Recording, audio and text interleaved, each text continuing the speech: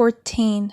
Joey greeted us in the lobby of the building. It reminded me a great deal of the first day we met, and he was just as enthusiastic about this meeting as he was at our habitual one. I couldn't help but smile widely when he came up to us, waving and excited, no hint of angry or frustrated person, of the man who'd been yelling behind the closed door or who Evan had wanted to escape from this morning. I couldn't wait. I need to hear everything. How was it? He asked it as he held open the door to the stairs. There was a proper out-of-order sign at the elevator doors. Still, it seems to me that he was so excited and full of energy. Even if we could have ridden up, he could have insisted on walking. I was okay with that. I had pretty strong legs. Evan seemed a little less than thrilled. Then again, he was always less than generally with all his emotions I was learning. It was amazing. I never experienced anything like that in my life. You created a whole other world. I had no idea how you did that. On second, I was in my living room. The next, I was in your studio. It was like magic. Joey was beaming so brightly. I thought I might want to borrow that man from the diner's sunglasses. It made me smile all the brighter. Tell me more. Don't spread any details, he said. Gosh, but the details are so tedious, I said as we made our way upward. Oh no, the devil isn't in the details, he replied it. I was overwhelmed by his joy, and I'm not sure exactly where to start. Well, we had some neighbors over to watch. Neighbors? I love neighbors. He was walking up ahead, backwards, so he could look at me. You do? Asked Evan drily, now turning around.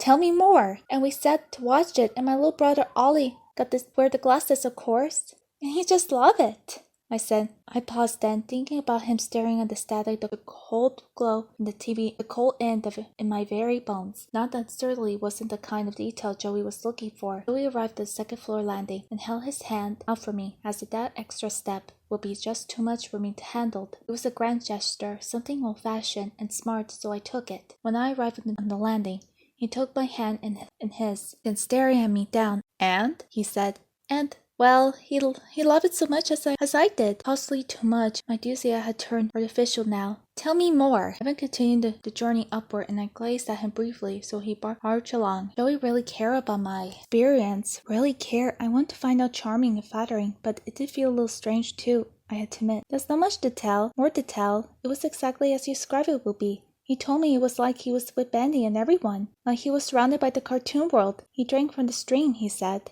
I thought for a moment. What could I share? What would interest him in the scientific kind of way? Oh, here's a neat thing. I thought of the last. When I was wearing the glasses, it wasn't black and white. What do you mean? Asked Joey. Well, on the TV without the glasses, it was black and white, obviously. But when I put on the glasses, it was yellow and black. Joey nodded. He seemed already understand this. Shoot. So it wasn't my particularly new information for him. Yes, that's the tint of the glasses. Oh, of course. The tint. He was still looking at me closely, still holding my hands.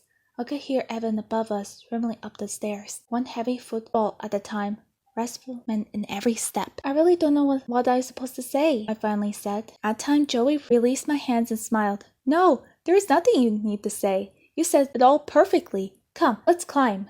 He turned, expanded an arm for me to join him. We started walking again, side by side, each holding on to our respective railing. I felt a little relieved, but still like I had let him down. Joey had started to huff and puff. I could see sweat forming on his brow. You young people must be nice to be so effortlessly strong. I nodded. It's not an easy climb for me either, I said, wanting to make him feel better. In my view, my goodness, I was bright. I was in the army, in the Great War. I immediately thought of father. I'm so sorry. Joey gave me a funny look then. I couldn't fully read it. Sorry, no, my dear. It was wonderful. Every young man should have the opportunity to fight for his country. I wasn't entirely sure what he was right, but I nodded again, nonetheless. Were you in the trenches? I asked it. Metaphorically? Yes, he replied it. We arrived at the floor landing, and he stopped for a moment to catch his breath, bending over at his waist, his hands on his thighs. Evan's purposely footsteps had faded from hearing. Oh, I said. What else could I say? No, not now, he said, turning to look at something to his side with a wave of his hand. I'm sorry.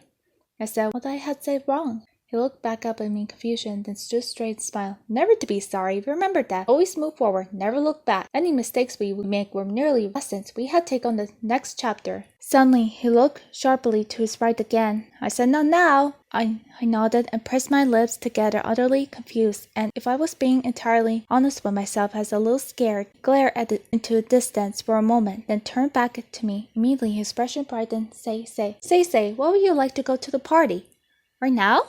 Joey drew his head back and laughed. It didn't feel like I had said anything funny, or if I had, it didn't seem like it. It would be quite that funny. It made me feel strange, uncomfortably, like I was being laughed at, not with. Wouldn't it just be swell if we could just go to the party right now? Huh? He said, grinning at me. No, I meant this Saturday, the night of the show. The night of the show? We were in such a rush to get the thing on the air and get technology in place. Well, we plumber forgot to have an opening night party. There's no rule that says you can't have one on a later date. After all, it's all about celebrating our accomplishments, and that never goes out of style. I nodded. I was nodding a lot. What else could I do? Something dark moved in the corner of my vision, and it was my turn to look, my turn to stare at nothing. So, what do you say? I turned back. A party? Yes. My old pal Nathan Nard is hosting it at his home on the Upper East Side. Swell fellow, a major sponsor of the show, Arch Steele. Oh, that's him? I said, remembering the name on the place card before the show came on. That is him.